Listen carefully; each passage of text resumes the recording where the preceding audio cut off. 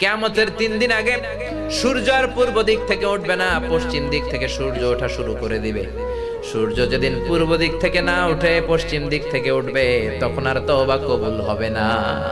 তখন যতই তওবা করেন কবুল হবে না। সূর্য যেদিন পশ্চিম দিক থেকে উঠবে, কোরআন খুলে দেখবেন কোরআনগুলো blank pages, completely white pages, সাদা পেজ হয়ে গেছে। কোরআনে কোনো আয়াত নাই, কোরআন মুখস্থ থাকবে, সিনার মধ্যে একটা আয়াতও আছে এরকম একটা লোকও থাকবে না, কোনো আলেমও থাকবে না।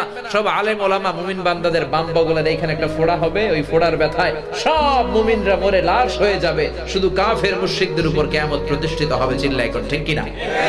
তার মানে কিয়ামতের আগ দিয়ে পশ্চিম দিক থেকে সূর্য উঠলে তওবার দরজা বন্ধ। 2 নাম্বার বাদাল গরগরা, মালাকুল মাউত যখন মানুষের রূহ ধরে টান দেয়, রূহ বের হতে বান্দার কষ্ট হয়, মুখ দিয়ে গরগর গরগর শব্দ হয়। ওই গরগরানি শব্দের পরে মানে মালাকুল